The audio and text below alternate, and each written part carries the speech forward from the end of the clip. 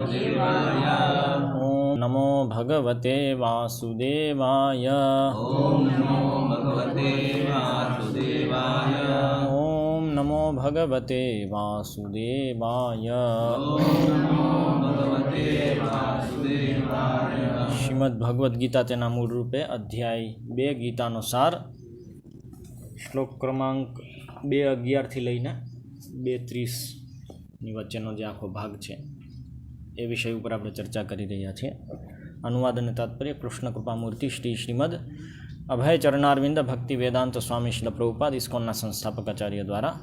ઓમ અજ્ઞાનતિમિરાંધસ્ય જ્ઞાનાંજન શલાકયા ચક્ષુરુન્મીલિતમ યેન તસ્મૈ શ્રી ગુરવે નમઃ. શ્રી ચૈતન્ય મનોભીષ્ટમ સ્થાપિતમ યેન ભૂતલે સ્વયં રૂપઃ કદા મહ્યમ દદાતિ સ્વપદાંતિકમ. વંદેહમ શ્રી ગુરો શ્રીયુતપદકમલમ.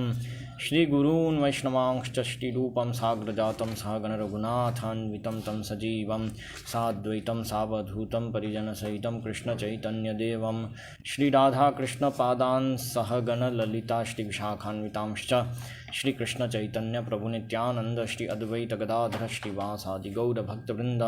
હરે કૃષ્ણ કૃષ્ણ કૃષ્ણ હરે હરે, હરે રામ રામ રામ હરે હરે. તો આપણે છેલ્લા 3 દિવસથી આ ડાર્વિન ઉપર ચર્ચા કરી રહ્યા છીએ. આ પુસ્તકમાંથી છે, અંગ્રેજીમાં જ અત્યારે ઉપલબ્ધ છે. આનું હિન્દી અનુવાદ કરશું ત્યારે વાત, પણ આમ આ પુસ્તકમાંથી ચર્ચા કરી રહ્યા છે. આમાં બહુ બધું વિસ્તારમાં છે. હું આમાંથી તમને એક ટકો નથી કહી રહ્યો. નાનકડી જ દેખાય છે પણ ઘણું બધું છે એમાં, અને આખું વૈજ્ઞાનિકોનું લખેલું છે. આપણે જે પેલી ચર્ચા કરી કાલે જ કે 600 મિલિયન વર્ષ પહેલાં, 60 કરોડ વર્ષ પહેલાં અચાનક જ બધી અહીંયા બહુ ઓછી જીવજાતિઓ અચાનક બધી વધી ગઈ. એનો ગ્રાફ અહીંયા બતાવ્યો. ડાર્વિન અનુસાર આવું થવું છે, વાસ્તવમાં આવું દેખાય છે, કેમ્બ્રિયન એક્સપ્લોઝન. પછી જે આપણે ડાયાગ્રામની ચર્ચા કરી,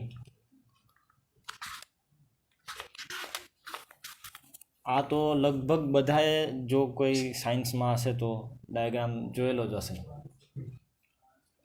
ચોપડીઓમાં. 1990થી લઈને 2010 સુધી તો આવતો જ હતો. હેકલનો ડાયાગ્રામ કહેવાય. આ બધા અલગ અલગ, આ બધા ભ્રૂણ, માછલીનું, મનુષ્યનું, એવી રીતે અલગ અલગ જાતિના ભ્રૂણ છે, અને કે શરૂઆતની અવસ્થામાં એકદમ સેમ છે એવું બતાવે છે. વાસ્તવમાં જોયું તો આ છે શરૂઆતની અવસ્થા, બધાની એકદમ અલગ છે. 150 વર્ષથી આ ખબર છે કે ખોટું જ, છતાં પણ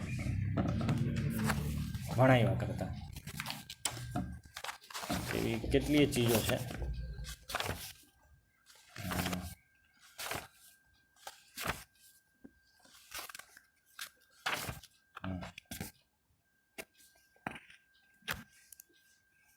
એવી જ રીતે એક વખત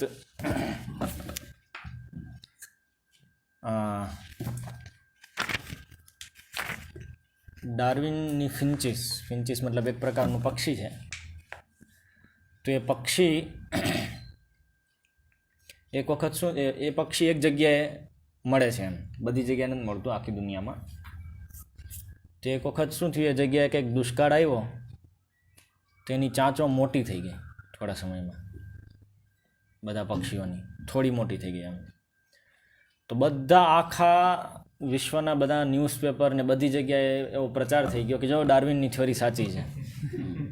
સૌથી પહેલું પક્ષી જેના ઉપર એને એક્સપેરિમેન્ટ કર્યો તે બધા એની ચાંચો લાંબી થઈ ગઈ, જોયું, સાચી છે ડાર્વિનની થિયરી. પછી 2 વર્ષ પછી દુષ્કાળ જતો રહ્યો તો પાછી ચાંચ હતી એવી થઈ ગઈ. એ છાપામાં નહીં છપાણું. સમજ્યા? એટલે એવી રીતે જે પણ આમાં એવિડન્સ અર્થાત પ્રમાણ પણ એ લોકો બતાવે છે, તો એ ગડબડ ઘોટાળો જ કરે છે એમ કેટલીય જગ્યાએ. તો એટલે બધું એ લોકો કહે છે, આપણે એવું વિચારી નહીં લો આપણી ટેક્સ્ટબુકમાં જે પણ આપ્યું છે સ્કૂલની, એ બધું સાચું છે. એ ઘણી બધી ચીજો એમાં ખોટી હોય છે, ખબર હોય જ ખોટી, તો એ લગાડ્યા રાખે. તો આ એક આખું અધ્યાય છે એનું, સર્વાઇવલ ઓફ ધ ફેકેસ્ટ. એટલે આપણે એની વધારે તો ચર્ચા નહીં કરી, પણ આ તો અમુક સેમ્પલ આપ્યા કે કેવી રીતે આપણે જે વિચારીએ છીએ કે આપ્યું છે ટેક્સ્ટ બુકમાં બધું સાચું છે, પણ સાચું નથી. પછી આપણે કાલે ચર્ચા કરી હતી કે ડાર્વિન થિયોરી અનુસાર અથવા તો ઉત્ક્રાંતિવાદ અનુસાર મનુષ્ય છે એ 2 લાખ વર્ષ પહેલાં મનુષ્યનું અસ્તિત્વ આવ્યું. આધુનિક મનુષ્ય જેને કહેવાય છે, હોમોસેપિયન સેપિયન જેને કહે, તો એ લોકોનું 2 લાખ વર્ષ પહેલાં અસ્તિત્વ આવ્યું. એ પહેલાં એમનું અસ્તિત્વ નહોતું. તો એ વિશે મેં તમને વાત કરી. ફોરબિડન આર્કિયોલોજી કરીને પુસ્તક છે, જેમાં દ્રુતકર્મ પ્રભુપાદના એક શિષ્ય, તો એમણે 100થી પણ વધારે પુરાવા રજૂ કર્યા છે. અને સામાન્ય પુરાવા નહીં, કારણ કે પોતે પુરાતત્વવિદ હતા, તો એમને વૈજ્ઞાનિક રીતે જે સ્થાપિત છે એવા પુરાવો રજૂ કર્યા 100થી પણ વધારે, કે જે દેખાડે છે કે આધુનિક મનુષ્ય 2 લાખ વર્ષ પહેલાં પણ હતો. અને એ પુરાવામાં અમુક પુરાવા તો એ દેખાડે છે, એક પુરાવો તો એટલું દૂર સુધી બતાવે છે કે 2000 કરોડ વર્ષ પહેલાં હતો, 200 કરોડ વર્ષ પહેલાં પણ હતો, 2 અરબ વર્ષ પહેલાં પણ આધુનિક મનુષ્ય હતો. મતલબ એવું કોઈ સમય નથી જ્યારે નહોતો. ત્યાં આખું એ બધા પુરાવો બતાવે છે. તો એના માટે આમાં 9મો અધ્યાય છે, હ્યુમન ઓરિજિન્સ એન્ડ આર્કિયોલોજીકલ રેકોર્ડ. તેની અંદર ઘણા બધા પુરાવાઓ આપ્યા છે. જેમ કે એક વખત લેટોલીમાં, જે તંઝાનિયામાં છે, આફ્રિકા, તો એમાં 37 લાખ વર્ષ જૂના મનુષ્યના પદચિહ્નો મળ્યા. 37 લાખ વર્ષ જૂના. હવે આ પદચિહ્નો તમને થશે કેવી રીતે હતા? તો એવું નથી કે આ જમીન ઉપર મળે. પદચિહ્નો તો પડતા હોય. કોઈક વખત એવું એ ટાઈમે ભૂકંપ ને એવું આવી ગયું કે એવું કંઈ થયું તો એ સંરક્ષિત થઈ જાય નીચે. પછી આ લોકો ખોદે તો ત્યાં પ્રાપ્ત થાય. કારણ કે પથ્થર, એમાં શું બધું લેયર દબાઈ જાય ઓચિંતાની, તો પથ્થર જેવી બની જાય. તો પદચિહ્નો એવા ને એવા રહી જાય, જે ચાલ્યા હોય એના. માન લો માટીમાં ચાલ્યા છે તો પથ્થર બની ગયું. એવી રીતે તો 37 લાખ વર્ષ જૂના પદચિહ્નો મળ્યા હતા. પછી કેલિફોર્નિયા કરીને એક જગ્યા છે અમેરિકામાં, ત્યાં જૂના પહાડો છે. તો એમાંથી એ લોકો શું સોનું મળે છે, ત્યાં સ્વર્ણની ખાણો છે. તો એમાંથી નિયમિત એ લોકો સોનું કાઢતા જ રહેતા હોય છે, એમ રાત દિવસ. ઘણા વર્ષો થઈ ગયા, બહુ જૂના સોનાની ખાણો છે. આપણે જેમ પહાડો હોય ને, એમ સોનાના પહાડો છે, એમ કહી શકાય. ખાણ છે એવી. તે સોનાની ખાણોમાં એ લોકોને અલગ અલગ પ્રકારના વાસણો મળ્યા, જે મનુષ્યએ બનાવેલા હોય એ પ્રકારના. પથ્થરના વાસણ ને માટીના વાસણ ને એવું બધું મળ્યું. અને એ એવી પરતમાંથી મળ્યા જે લગભગ 5.5 કરોડ વર્ષ જૂની છે. 3.5 થી 5.5 કરોડ વર્ષ જૂની. તો એ જબરું કહેવાય. પણ આ બધા પુરાવાઓ એ જૂના સમયના છે, એટલે એ સમયે તો પબ્લિશ થઈ ગયા. પણ પછી આગળ જ્યારે નિશ્ચિત કર્યું કે મનુષ્ય તો 2 લાખ વર્ષ પહેલાં આવ્યો, એટલે પછી એને છુપાવી દીધેલા. પણ એ પહેલાં પબ્લિશ થઈ ગયેલા તો વૈજ્ઞાનિકો પાસે છે. પછી એવા સિક્કાઓ મળ્યા હતા અમુક, જે 20 લાખ વર્ષ જૂના હતા. આ છે ઈદાહો, નામ્પા ઈદાહો. આ કઈ જગ્યાએ આવી? Small and skillfully formed in a clay was found in 1889, Nampa Idaho.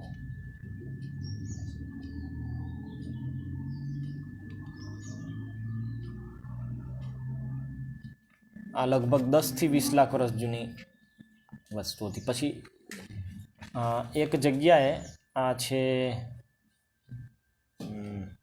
Massachusetts, નામ તો બધાએ સાંભળ્યું હશે.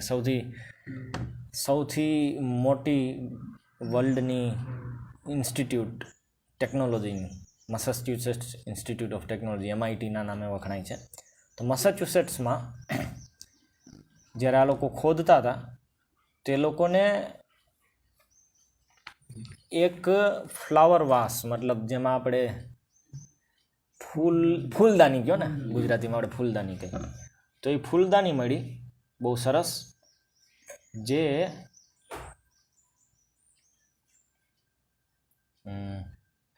કયા મેટલની બનેલી હતી, ધાતુની બનેલી હતી, અને એની અંદર આખા નક્કાશી કરેલી હતી ફૂલોની. એટલે તો મનુષ્ય જ બનાવી હોય. અને એ 600 મિલિયન એટલે કે 60 કરોડ વર્ષ જૂની હતી. 60 કરોડ વર્ષ જૂની પરતમાં મળી. 60 કરોડ વર્ષ જૂની કોને મૂકી હશે ત્યાં, એ પ્રશ્ન ઊભો થાય. પછી ખાલી આ માણસોએ બનાવેલી જ વસ્તુઓ નહીં કે એમના પદચિહ્નો જ પણ નહીં, પણ એવા મનુષ્યના જબડાના કંઈક પીસ કે હાડકાનું કોઈ પીસ કે આખું મનુષ્ય કંકાલ કે એવી ચીજો પણ ઘણી બધી મળેલી છે. તો એ વિશે અમુક ઉદાહરણો અહીંયા છે. જેમ કે 18 લાખ વર્ષ જૂનું ફીમર મતલબ આ જે હાડકું હોય ને, જાંઘનું હાડકું, આપણે સાથળનું જે હાડકું હોય એને ફીમર કહેવાય. તે મનુષ્યનું 18 લાખ વર્ષ જૂનું મળેલું છે જાવામાં. જાવા કરીને એક જગ્યા છે, જાવામાં જ છે યાર, ફીમર તો સ્વામી લેક્તુરકાના કેનિયામાં છે. તો એ મળ્યું હતું. પછી બીજું આગળ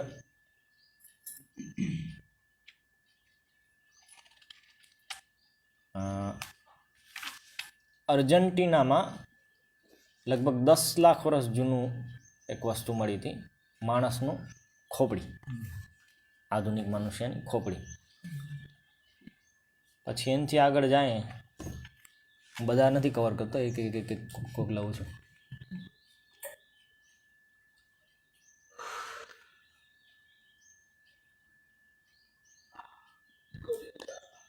આ છે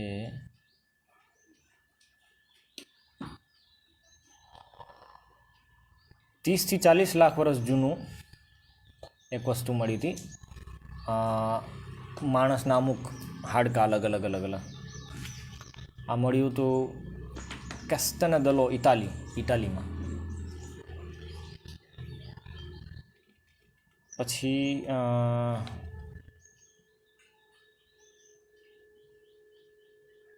આખું કંકાલ મળ્યું હતું માણસનું. કઈ જગ્યાએ?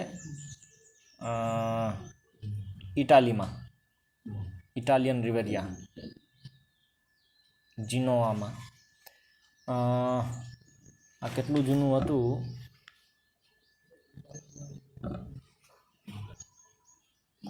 30 થી 40 લાખ વર્ષ. પછી આગળ જઈએ તો આપણે જે કેલિફોર્નિયા ગોલ્ડ માઇનની વાત કરી, તો એ જગ્યાએ જેમ આ બધું મળ્યું હતું, એની સાથે સાથે એક કંકાલ પણ મળ્યું હતું એ જ જગ્યાએ. મતલબ કેટલું? 3.5 કરોડ વર્ષ જૂનું હશે.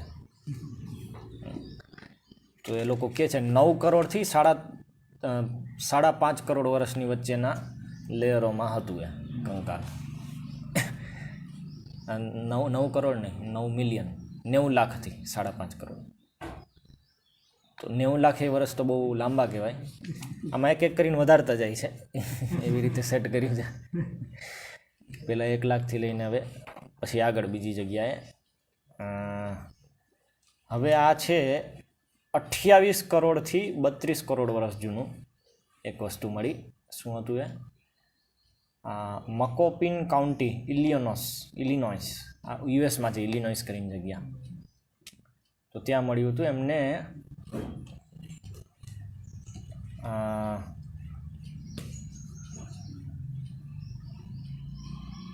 બોન્સ ઓફ અ મેન, મનુષ્યના હાડકા મળ્યા હતા.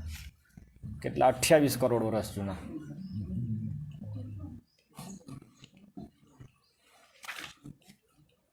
અને પછી આ પુસ્તકમાં નથી આપ્યું, પણ જે મેં પેલી પુસ્તક કીધી, hidden history of human race અથવા તો ફોરબિડન આર્કિયોલોજી, એમાં 100 પ્રમાણ આપેલા છે. આમાં તો અમુક જ આપ્યા. તો પેલું 2 અરબ વર્ષ જૂનું છે, એ પ્રમાણેમાં છે ફોટાની બધી ચીજો સાથે. તો આ રીતે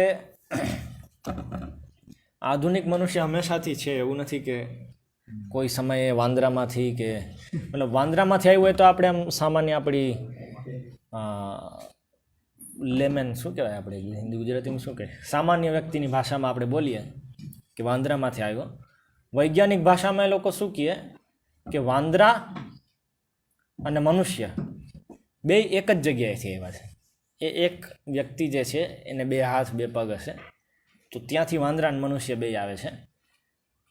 તો એવી રીતે વાત કરે એ લોકો. એટલે એ વ્યક્તિને એ લોકો કે પેલા જંગલમાં રહેતા, આવી રીતે હતા, પશુઓ મારીને ખાતા, તેવા લોકો નામ પણ આપ્યા એમને અલગ અલગ પ્રકારના.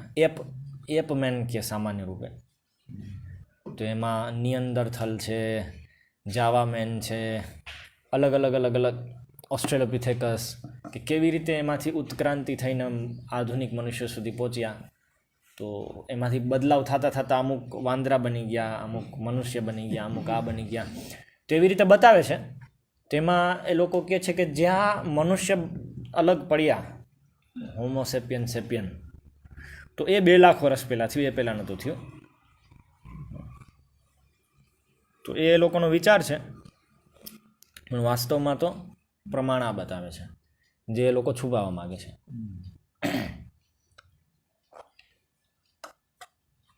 એટલે આપણે જ્યારે આદિમાનવ સાંભળીએ તો આદિમાનવનો વિચાર પેલો ન કરવો જોઈએ કે જે જંગલમાં છે, જેને કપડાં પહેરવાની ભાન નથી અને ખાલી બધા એને મારીને ખાય છે પશુઓને. એવું નથી. એ વાત ખોટી છે, તદ્દન ખોટી છે. અને એ લોકો એવું વિચાર કરે છે કે 10,000 વર્ષ પહેલાં જ ખેતી શરૂ થઈ. કારણ કે પહેલાં તો જંગલમાં રહેતા આવી રીતે, તો બધા પશુઓને મારીને ખાતા. તો ઘણી વખત તો પશુઓ મળે પણ નહીં, ઘણા લોકો મરી પણ જાય એના કારણે. એને શું છે, બહુ અઘરું જીવન રહેતું. પછી એમને જોયું કે નદીઓ વહે છે, તો નદીની બાજુમાં રહેવાનું ચાલુ કર્યું. ખાલી મતલબ વધારે નદી પાસે રહીએ, કારણ કે પાણીને બધું મળી રહે અને પશુઓ પણ ત્યાં પાણી પીવા આવે. તો પશુઓ પાણી પીવા આવે તો શિકાર કરવો એ સરળ રહે.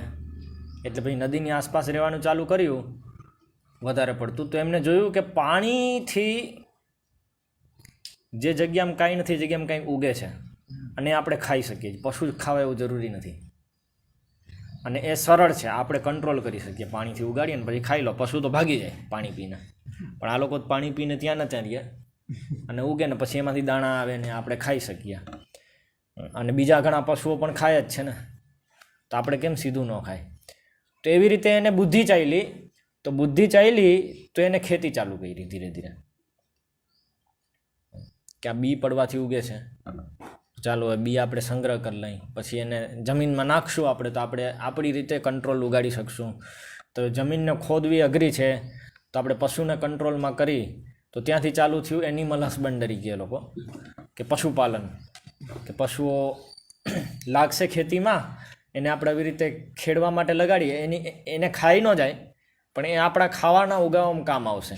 એટલે આપણે એને કામમાં લગાડીએ તો આ બધું ઉગશે અને આપણે ખાશું. અને આ રીતે આપણે વધારે સરળતાથી ને વધારે લાંબુ જીવન જીવી શકશું.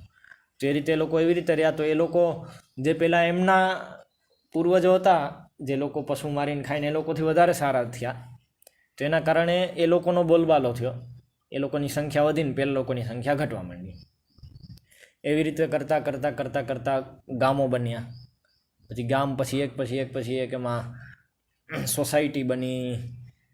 પછી લોકોમાં ઝઘડા થાય તો એ લોકોને અલગ સરખું કરવા માટે કંઈક વચ્ચે લોકો બીજા જોઈ. તે બધું કરીને ધીરે ધીરે રાજ્ય બન્યા, રાજા આવ્યા, અલગ અલગ નિયમ આવ્યા. અને પછી એ નિયમોમાં બધાને હવે ખાવા પીવાનું તો આરામથી મળી જાય છે, તો શાંતિ થઈ. તો લોકોને વિચાર પણ આવવા માંડ્યો કે આ શું છે, આ વીજળી થાય છે તો શું કામ થાય છે, અને આ તો આપણને હેરાન કરી શકે. તો એની પૂજા કરવા માંડ્યા. પછી ઉત્તર આપવા માંડ્યા કે આ બધું કેમ આવી રીતે થાય છે. તે ફિલોસોફી ત્યાંથી આવી. અને એવી રીતે પછી અમુક લોકોએ એ બધી જે ચીજો છે, તો સાથે સાથે હવે એકબીજા સાથે વાર્તાલાપને એ બધું કરવું પડે. અલગ અલગ ચીજો મેં વધારે સારું રીતે એ લોકોએ ભાષા ડેવલપ કરી. તો પહેલાં તો શું કહેવાય, ચિત્રની ભાષા હતી. ચકલી દોરી નાખે, પેલું દોરી નાખે, પછી એ બે વચ્ચે કંઈક ચીજ બતાવી દે તો શું, જે ચીજ જોઈ છે બતાવવા માટે અથવા ઈચ્છીએ છીએ બતાવવા માટે ચિત્રોની ભાષાથી વાપરે.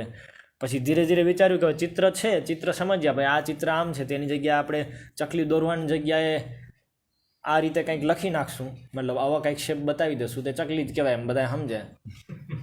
તો એ રીતે એને ચકલી માટે એક શેપ બનાવી દીધો, બીજો જરૂર નહીં આખી આખી ચકલી દોરવી પડે.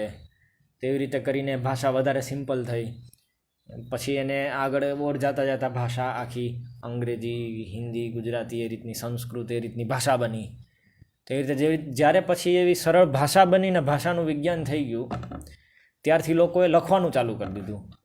પોતાના વિચારો, જે ફિલોસોફી આ બધું લખે, તે લખવામાં સૌથી પહેલાં હતા આર્યન લોકો, કે જે લોકોએ વેદ લખ્યા. તો અલગ અલગ સમયે અલગ અલગ વેદો લખાણા, અને એના જે લોકો પોતે નિયમો પાલન કરતા હતા કે આ નિયમો હોવા જોઈએ સમાજમાં, એ બધા લખી નાખ્યા. અને પછી બીજા લોકો આવ્યા, એમને નિયમોમાં થોડો બદલાવ કર્યો, એટલે એ લોકોએ પાછું પોતાનું લખ્યું, જૂનાને લઈને પોતાનું લખ્યું. એટલે અમુક બીજા વેદો આવ્યા, પછી એ લખવાની ઉપર બીજાએ પાછું લખ્યું, તો સ્મૃતિઓ આવી. એવી રીતે કરીને કાળના સમયમાં અલગ અલગ, એટલે આપણે જોઈએ છીએ કે જે લોકો એ અલગ અલગ જે ગ્રંથો છે એ જે બધું બતાવે છે એ સમયે જીવન કેવું ચાલતું હતું એ બતાવે છે આપણને. એવું નથી કે હંમેશાથી છે. આ પ્રકારની આખી ફિલોસોફી આવી. તો આ આખું વૈજ્ઞાનિક લોકોએ ડાર્વિન થિયોરી ઉપરથી આખું તારણ કાઢ્યું છે. કે ડાર્વિન જે થિયોરી છે એમાં મનુષ્ય પહેલાં આવી તો 2 લાખ વર્ષમાં આ બધું થયું. પછી અંદર ઝઘડે ને બધું આર્યન ઇન્વેશન ને કેટલું બધું બનાવી કાઢ્યું આ લોકોએ. તો એના આધારે સ્થાપિત કર્યું કે વેદ ને એ બધું પણ એક સામાન્ય ગ્રંથની જેમ જ છે, લોકો જે વિચારતા હોય લખી નાખ્યું છે. અને એવી રીતે બધું ચાલ્યું આવે છે. તો ભારતમાં વેદની જેમ આવ્યું, તો વિદેશમાં બાઇબલ આવી, કે બીજા અલગ અલગ ગ્રંથો આવ્યા. જેની જેવી માન્યતા હતી એ રીતે એ લોકોએ લખી નાખ્યું. અને જેની માન્યતા એ રીતે એ લોકો સમાજમાં નિયમ બનાવી દે કે આપણે આવી રીતે જીવવાનું. એટલે એને સંસ્કૃતમાં એ લોકો બોલે ધર્મ, અંગ્રેજીમાં આપણે એને બોલીએ એટિકેટ. ભેદ નથી કાંઈ. આ આધુનિક જે પુરાતત્વ અથવા વૈજ્ઞાનિકો છે એ લોકો દ્વારા કાઢેલું તારણ.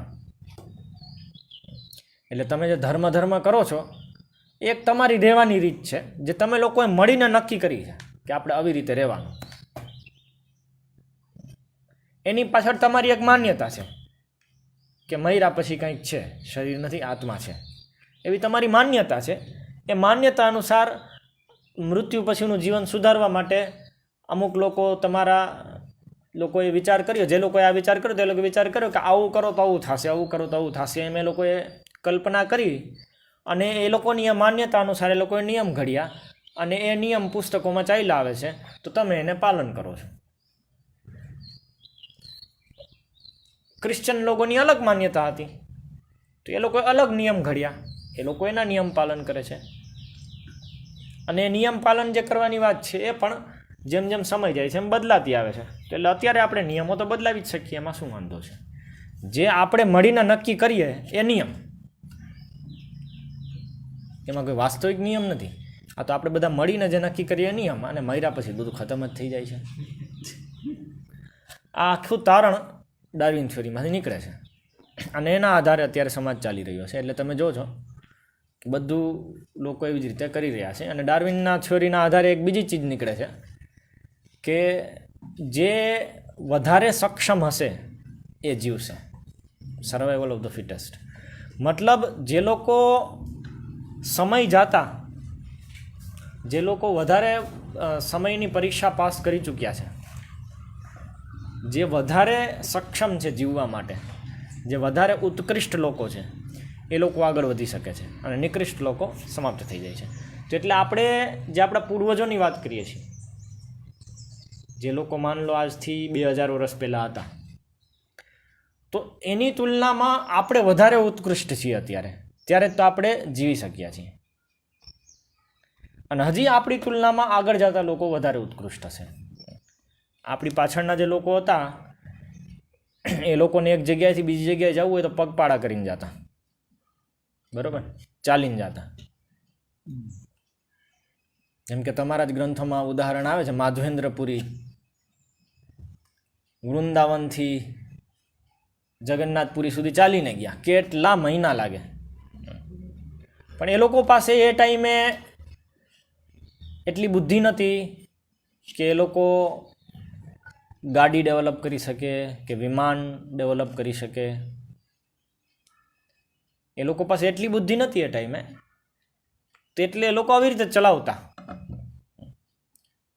હવે ધીરે ધીરે ધીરે ધીરે એ લોકો પણ શીખ્યા, તો જ્ઞાન છે આવી રીતે વધે, એકની ઉપર બીજું, એનો આધાર લઈને પછી ત્રીજું, એનો આધાર લઈને ચોથું. જેમ કે તમે લોકો પણ અત્યારે છો તો તમે એક આખું તમારી પહેલાં જે લોકો બધા ટોટલ જ્ઞાન પ્રાપ્ત કરીને ગયા છે એના ઉપર કંઈક બીજું એક્સ્ટ્રા નાખશો તમે પોતાનું, કે હા આટલું હતું અને એનો આધાર લઈને હજી આટલું એમાં ઉમેરી દઈ, કે જેથી વધારે વૃદ્ધિ થાય જ્ઞાનની અને એનાથી જીવન વધારે સારું થાય. તો એ એવી રીતે ચાલ્યું આવે છે. તો એ ટાઈમે 2000 વર્ષ પહેલાં લોકો પાસે એટલું જ્ઞાન નહોતું. ધીરે ધીરે ધીરે ધીરે જેમ આવી જ રીતે જ્ઞાનની વૃદ્ધિ થતી રહી પેઢી દર પેઢી, તો અત્યારે આપણે એ બધું જ્ઞાન આપણી પાસે છે ટોટલ, અને હજી આગળ વધશે. એટલે આપણે વધારે પ્રગત છીએ અને હજી પ્રગતિના પંથે છીએ. એટલે નરેન્દ્ર મોદીનો નારો છે વિકાસ પથ, પ્રગતિનો પંથ. તો તમે જો ગુજરાતમાં પણ પ્રગતિનું પંથ ચાલે છે. ગામ ગામમાં હવે રોડ થઈ ગયા કે જ્યાં તમે સરળતાથી 80, 90, 100ની સ્પીડે પણ ગાડી ચલાવી શકો, સાવ એક સિંગલ પટ્ટી ઉપર પણ એવા રોડ થઈ ગયા. ગામે ગામે ઇન્ટરનેટ આવી ગયું. એક ખેડૂત પણ પોતાનો પાક પોતાના સ્માર્ટફોનથી વેચી શકે છે, એટલી સુવિધા આવી ગઈ. તો આ પ્રગતિનો પંથ છે અને હજી આપણાથી આગળ જતા લોકો પ્રગતિ કરશે. એટલે છોડો કલ કી બાત પુરાની, નए दौर में लिखेंगे हम मिलकर नहीं कहानी. બરોબર ને, કે કાલની વાતો છોડો, એ જૂની છે, એ લોકો બધા ભોગવી ગયા, સમસ્યા થઈ ગઈ એ લોકોને. આપણે વધારે ને વધારે પ્રગતિ કરી રહ્યા છીએ, એટલે એ વાતની પાછળ બહુ ન જવું જોઈએ. નવો સમાજ છે એમાં આપણે નવી કહાની લખશું, અને તમારો છોકરો પણ તમારાથી પણ પ્રગત છે, એટલે એને પણ તમે જે વિચારો છો એ વિચારો જ લેવા, એના ઉપર શું કહેવાય, ફોર્સ ન કરવો જોઈએ. તમે જૂના જમાનાના છો, જેમ તમારા પિતાથી તમે ઉત્કૃષ્ટ છો એમ તમારાથી તમારો છોકરો ઉત્કૃષ્ટ હશે. તો એને નવી કહાની લખવા દેવી જોઈએ. એ પોતાના જીવનને વધારે શ્રેષ્ઠ બનાવી શકે છે, કારણ કે ઉત્ક્રાંતિવાદ છે ને. તો ઉત્ક્રાંતિવાદના હિસાબે વધારે આપણે પ્રગત છીએ અત્યારે. ઉત્ક્રાંતિવાદ એટલે ઇવોલ્યુશન, થિયોરી ઓફ ઇવોલ્યુશન. તો આ એના ઉપરથી આવ્યું છે આખું.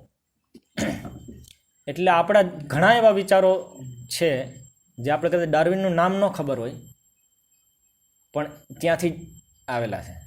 એટલે આપણે કહીએ છીએ કે ઇન્જેક્શન મારેલું છે આપણને નાનપણથી ડાર્વિનનું, આપણે લોહીમાં વહે છે ડાર્વિનની થિયોરી.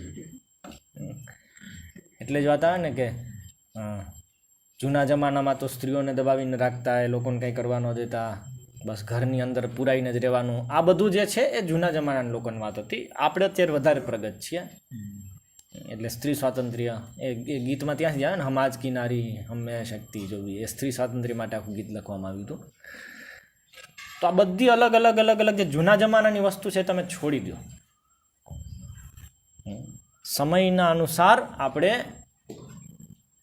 પોતાને અપડેટ કરવું જોઈએ, સમય અનુસાર આપણે તાલમેલ મિલાવવો જોઈએ, નહીં તો પાછળ રહી જશું.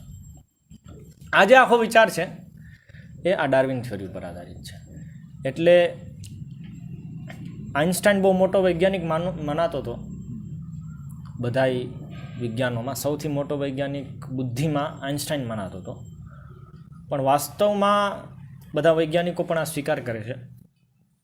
વૈજ્ઞાનિકો, સોશિયોલોજિસ્ટ, સમાજ સેવકો બધા સ્વીકાર કરે છે કે ડાર્વિન જે છે એની થિયોરીએ જેટલો સમાજમાં પ્રભાવ કર્યો છે આખા વિશ્વમાં, એટલો પ્રભાવ આજ સુધી એક પણ વૈજ્ઞાનિક નથી કરી શક્યો જેટલું ડાર્વિનની થિયોરીએ પ્રભાવ કર્યો છે. અને ડાર્વિનની થિયોરી એવી થિયોરી છે જે સૌથી ઓછા પુરાવા ઉપર આધારિત છે. બાકી કોઈ પણ થિયોરી લઈ લો એના ઘણા બધા પુરાવા છે, પણ ડાર્વિનની થિયોરી એવી છે કે સૌથી ઓછા પુરાવા ઉપર આધારિત છે અને સૌથી વધારે પ્રભાવ કરે છે આખા જગતને.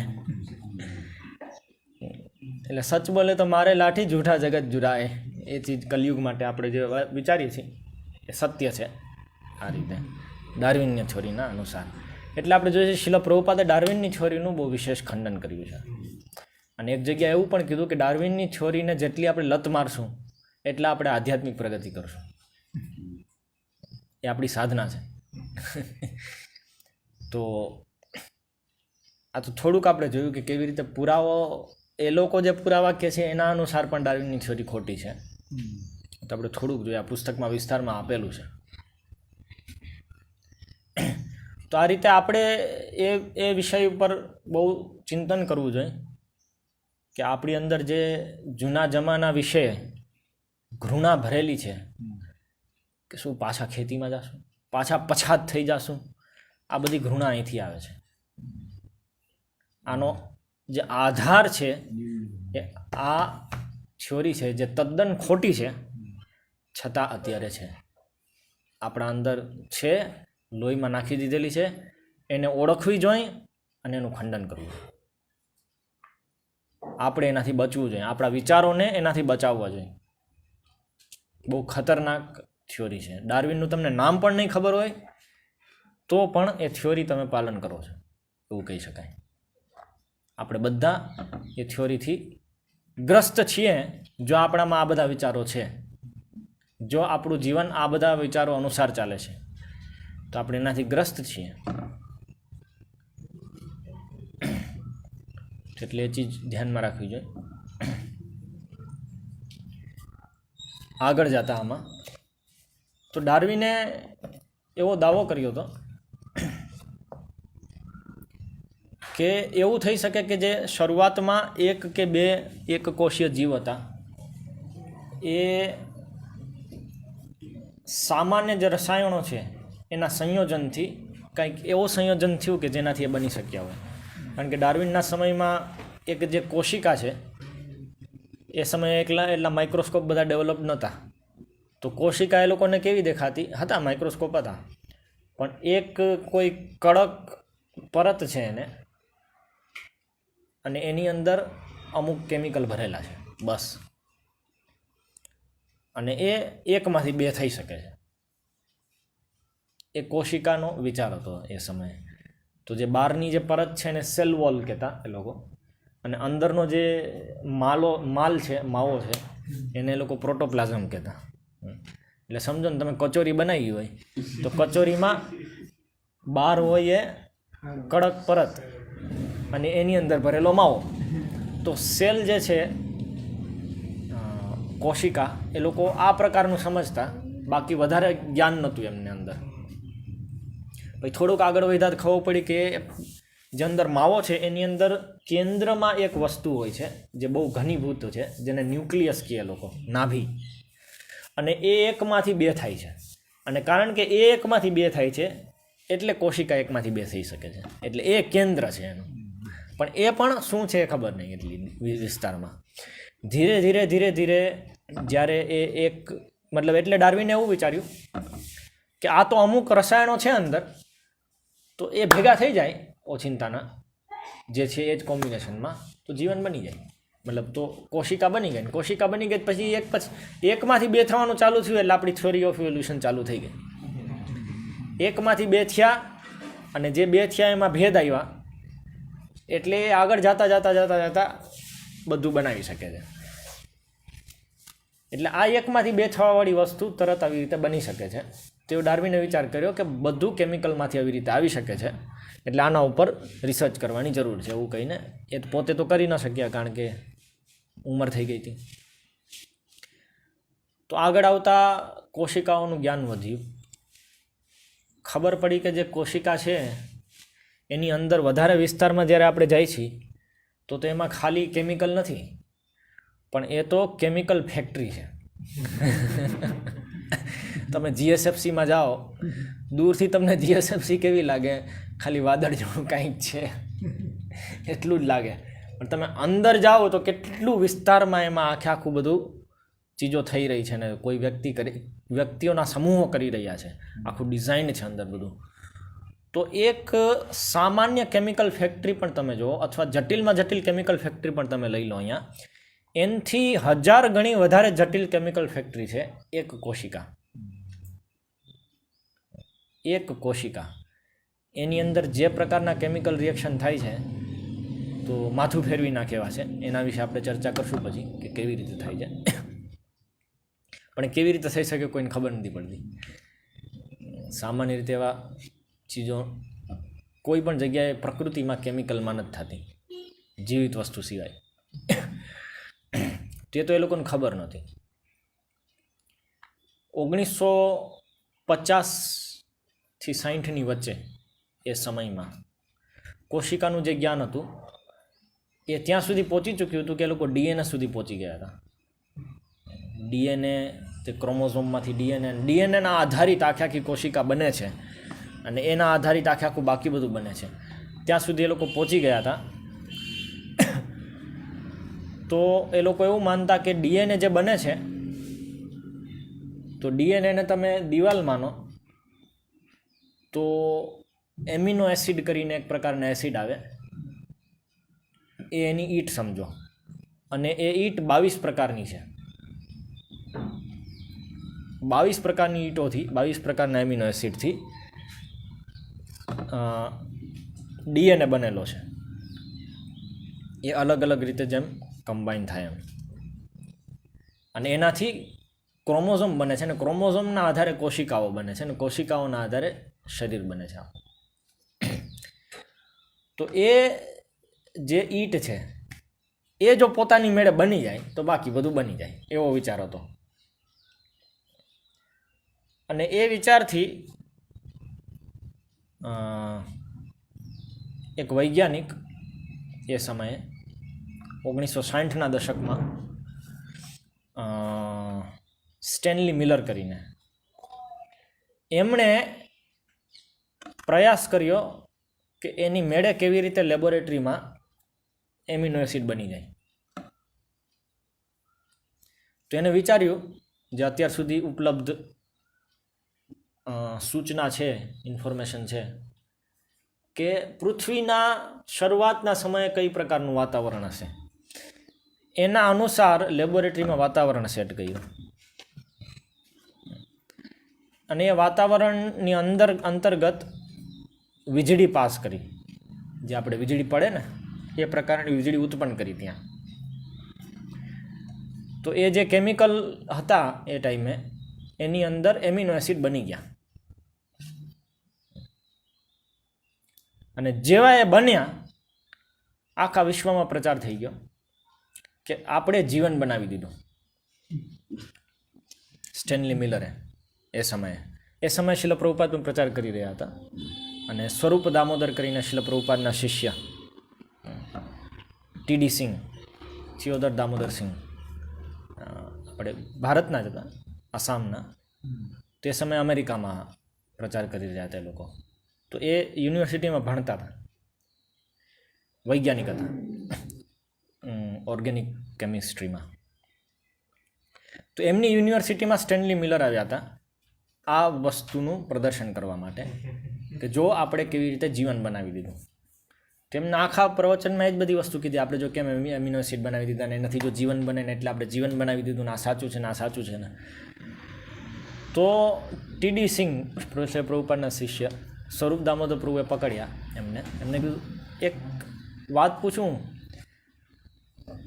જે એમિનો એસિડ જીવનમાં આવશ્યક છે જે 22 પ્રકારના છે એ હું તમને લાવીને આપું, આનાથી શું તમે મને એક કોશિકા બનાવીને આપી શકો?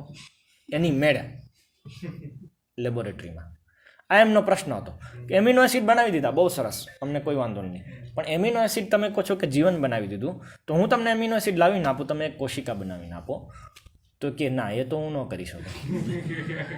તો એ જે વસ્તુ છે એ જ્યારે પ્રભુપાદને કીધું, તો પ્રભુપાદ જ્યારે પણ પ્રવચનમાં ઘણી વખત કહે ધેટ દે સે વી કેનોટ ડુ, એ આ વસ્તુ છે.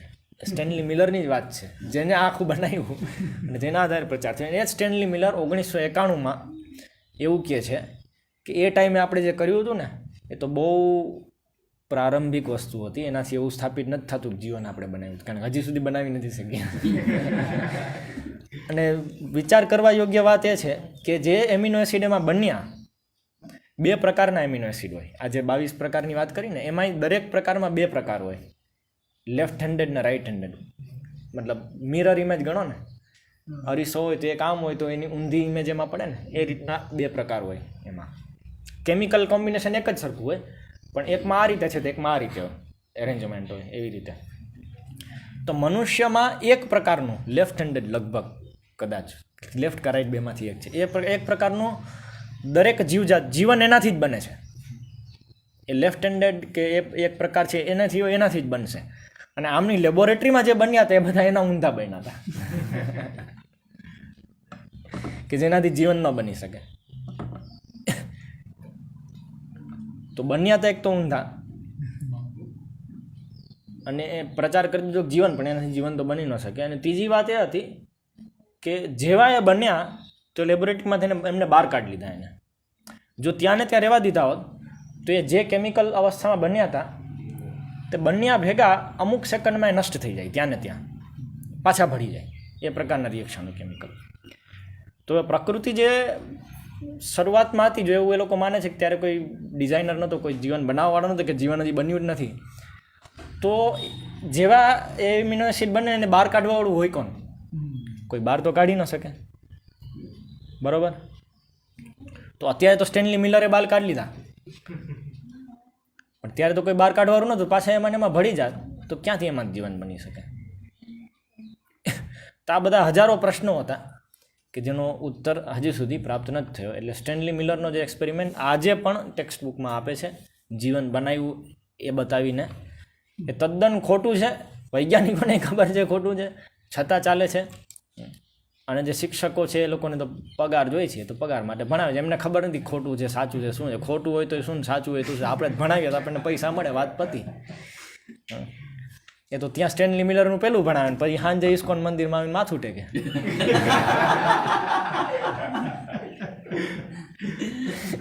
એને કોઈ ફેર નથી. વિદ્યાનગરમાં કેટલા એવા છે પ્રોફેસર, સાયન્સની કોલેજમાં ભણાવતા હોય, બાયોલોજી ભણાવતા હોય, અને સાંજે આવે મંદિરમાં ભગવાનને માથું ટેકવા. તો એવું છે, એવું ચાલ્યા રાખે છે. એટલે એનો કોઈ અંત નથી. પણ આપણે સમજવું જોઈએ વાસ્તવિકતા શું છે. તો આ રીતે સ્ટેનલી મિલરનો પણ એક્સપેરિમેન્ટ છે, કંઈ સ્થાપિત નથી કરતો કે રસાયણોમાંથી જીવન આવે છે. બાકી આપણે આગળ જોશું. શ્રીલ પ્રભુપાદ કી જાય, શ્રીમદ ભગવદ્ ગીતા યથારૂપ કી જાય.